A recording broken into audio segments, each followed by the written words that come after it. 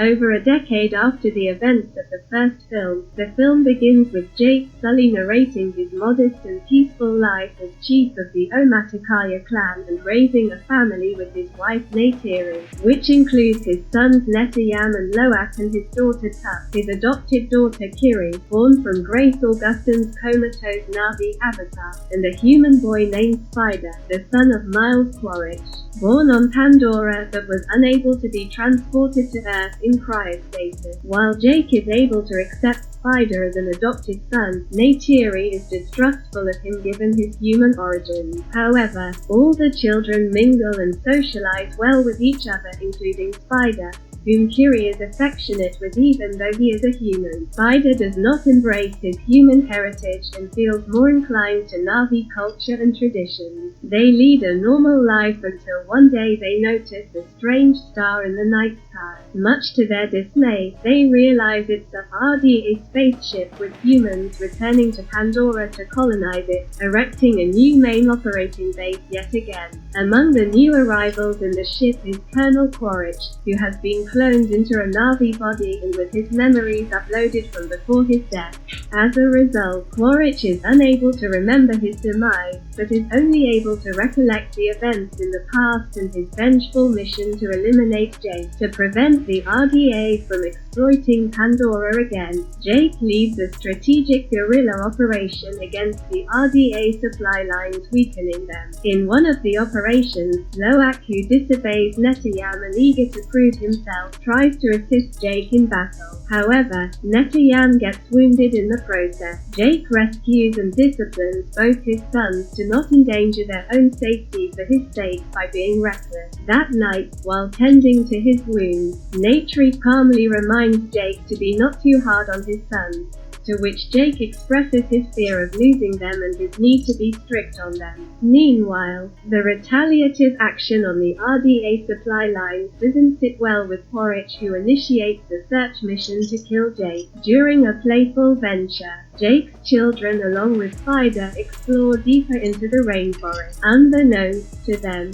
Quaritch and his team are at the same vicinity, exploring the site where Quaritch gets to see his human remains. An observant Loak notices their presence and quickly informs his father Jake, who is alerted to the situation. However, a skirmish occurs and Quaritch's squad captures Jake's children. Jake and Neytiri arrive in time and free most of them, but Spider is taken by Quaritch, who recognizes him as his son. Aboard the ship, the RDA tries to coercively extract information about Jake from Spider, who refuses to provide. Changing strategy, Quaritch addresses Spider as his son and also to explain more about the Na'vi in exchange for his freedom on his side. Although uncooperative and unaware of Quaritch's actual mission, Spider teaches Quaritch about Na'vi culture. Quaritch is also successfully able to tame an Ikran's flying creature as his vehicle. Knowing the danger, Spider's knowledge of his whereabouts poses to their safety and also to avoid another catastrophe. Jake convinces a reluctant Neytiri and his family to banish themselves from the Omaticaya clan and retreat to the eastern seaboard of Metsina, a coral reef island whose clan and lifestyle is adapted to Pandora's aquatic habitat. Jake passes on his chief mantle to his successor and leaves together with his family to Metsina. Once arrived, they are greeted by the clan chief Tonawari and his wife Ronal, who is doubtful of them initially. However,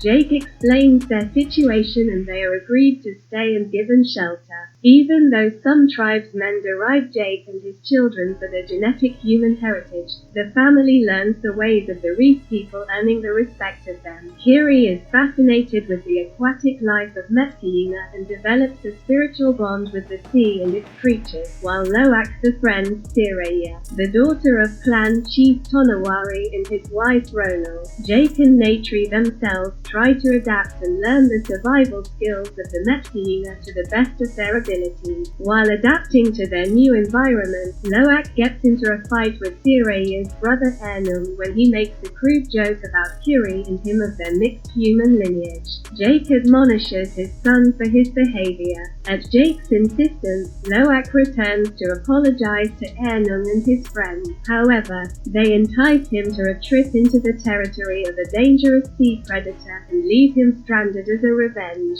The sea predator tries to attack Loak. However, Loak is saved by and befriends Kayakan, a Tulkan, an intelligent and pacifistic cetacean species whom the Methyena consider their spiritual family. Upon his return to Methyena, Chief Tonawari, who became aware of Ernum's actions on Loak, asked the former to apologize to Loak. However, Loak takes the blame on himself, winning Ernum's respect and friendship.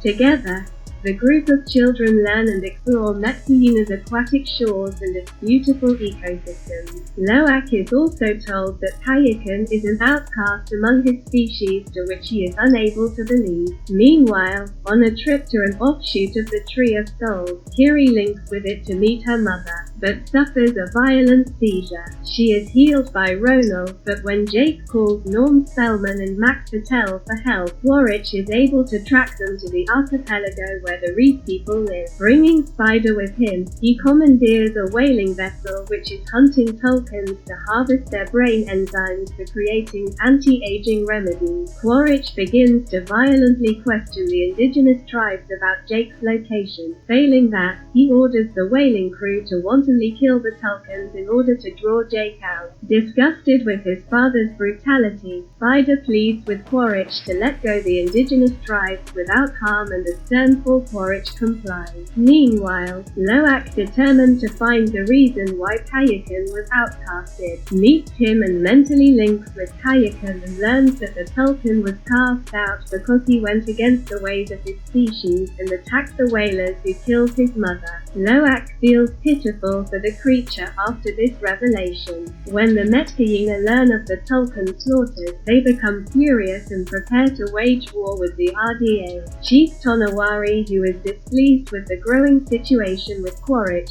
is advised by Jake to strategize, as a move on the offensive would risk their destruction, just like what happened to the Rainforest tribe. Learning of the situation, Loak takes off to warn Kayakan, followed by his siblings, Thiraya and Ernum. They find Kayakan being chased by the whalers and shot with a tracking device. Loak, Kiri and Tut quickly free Kayakan from the tracking device, but they are ultimately captured by Quaritch and brought aboard the RDA vessel. With their children in danger, Jake, Neytiri and the Methyena clan set out to confront the RDA vessel. Before the battle, Quaritch gives an ultimatum to Jake to surrender or risk having his children killed. Chief Tonawari's wife Ronal admonishes Jake for being an indirect cause to bringing the battle to Methyena. Realizing that the battle was always between himself and Quaritch, Jake decides to surrender to avoid further bloodshed on Pandora. Meanwhile, Spider, sick and tired of the RDA's motive, attacks the vessel crew and sabotages its functions and runs off to save Jake's children. At this moment, the freed Kayakan swims towards the vessel and, seeing his soul brother Loak in peril, Kayakan attacks the whalers, triggering a fight which kills most of the crew and critically damaging the vessel, causing it to sink. Jake and the Methyena clan use this as an advantage to attack Quaritch and his team. Meanwhile, Netayam rescues Loak, Tuck and Kiri, but Loak insists to save Spider.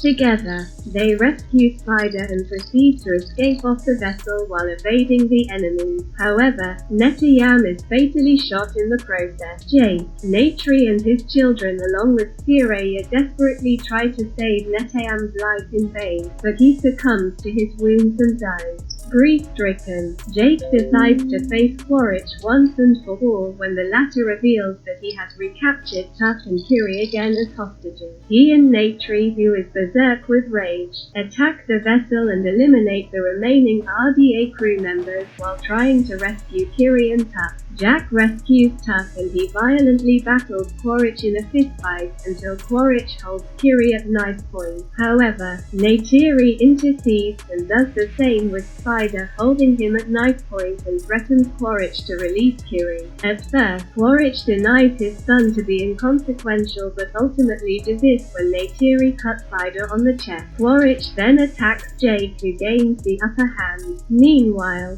the vessel starts to sink with all of them trapped inside. Jake strangles Quaritch into unconsciousness and is almost drowned himself. However, he is rescued by Loak and Hayeken. Kiri summons sea creatures to help her navigate and save Neytiri and Tuck. On the other hand, Spider, who has been searching the sinking vessel for Jake, finds his dying father Quaritch and is initially hesitant to save him. However, he begrudgingly rescues him and brings him up to the surface where he regains consciousness. Spider then renounces Quaritch for his cruelty, ending his relationship with him and rejoins Jake's family, much to the dismay of Quaritch. In the aftermath, Jake and his family sorrowfully conduct Neteyam's funeral according to Metkayina customs and lay his body to rest at the bottom of their shores where their conduit spirit tree links to Awa. Identical to the ancestral tree of the rainforest tribe, absorbs Neteyam's body. Jake then proceeds to inform Chief Tonawari and his wife Ronal of his decision to leave Metkayina and move far away. Chief Tonawari, however, aspect fully identifies him as part of the Metkayina clan and welcomes his family to stay. Humbled, Jake and his family adopt the Metkayina's identity and forge a new life at the sea. Thanks for watching.